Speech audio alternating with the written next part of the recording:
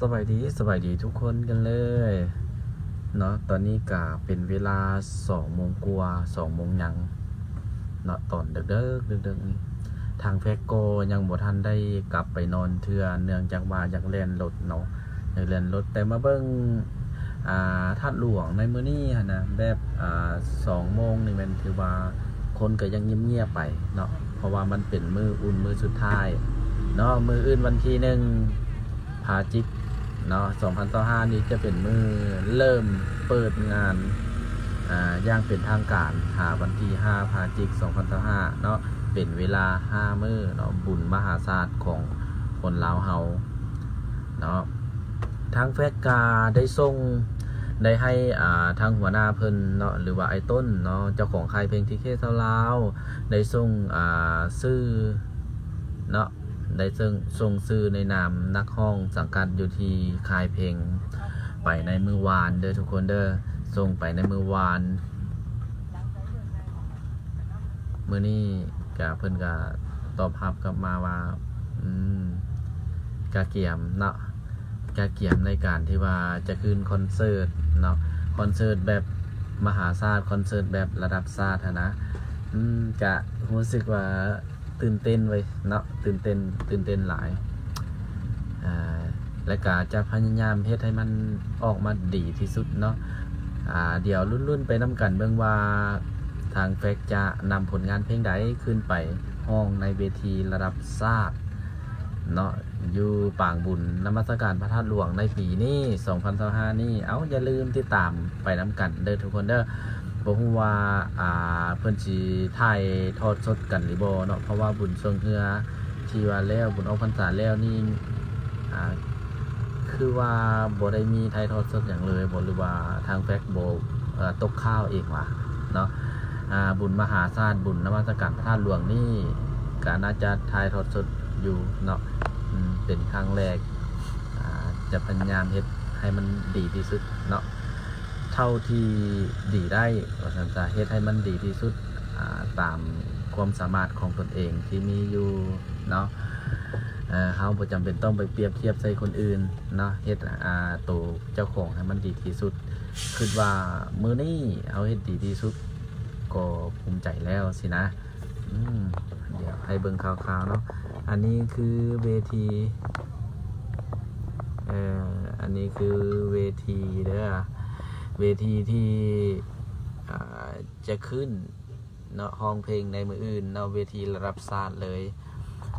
บ่งบอกถึงวัฒนธรรมฮิตของเนาะหรือว่าเอิ้นว่าลวดลายต่างๆเนาะที่ว่าเพิ่นประดับประดาอยู่ในเวทีแห่งนี้เนาะเป็นลวดลายรูปทรงลายลาวที่ประกอบไปด้วย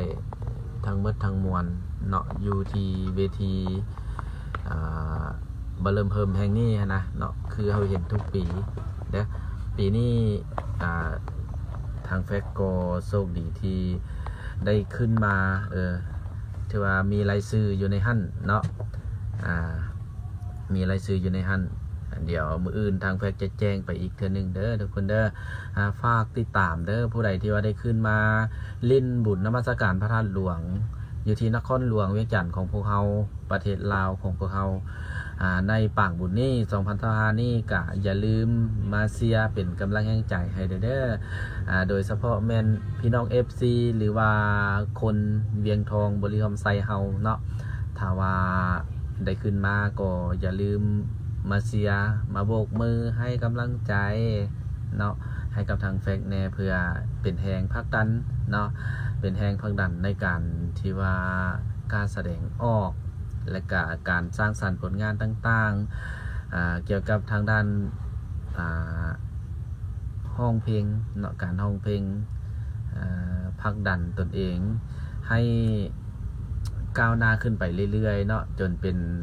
ศิลปินแบบมืออาชีพจนได้เนาะ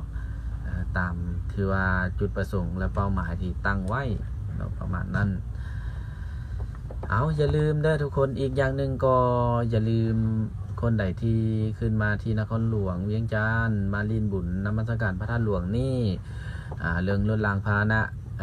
อย่าลืมแท้ๆเนาะโทรเข้ามา955 94165 เป็นเบอร์แอปพร้อมเบอร์โทรบริการก๊อกๆอยู่ตลอดเวลาอยู่ที่นครหลวงเวียงจันทน์เป็นต้นแม่นพิเศษอยู่ที่งานบุญนมัสการพระธาตุหลวงหรือว่าบุญธาตุหลวงเนาะไปก่อนเด้อนอนรับฝันดีเลยทุกคนเด้อทางแฟกก็จะได้กลับเมื่อนอนเนาะตอนนี้ก็2 โมงยังละเบิ่งตากับใต้ตาแบบอยากเป็นจังใดอยู่แล้วนี่ง่วงน้อยนึงเด้อจังใดก็อย่าลืมอย่าพลาดเนาะอย่าลืมมาติดตามทางแฟกคืนเวทีเนาะเวทีแห่งนี้เวทีอันทรงเกียรติแห่งนี้ก็คือเวทีแสดงและ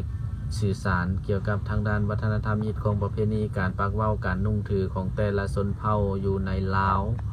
เนาะการแสดงออกบทฟ้อนบทฮ้องเพลงเนาะ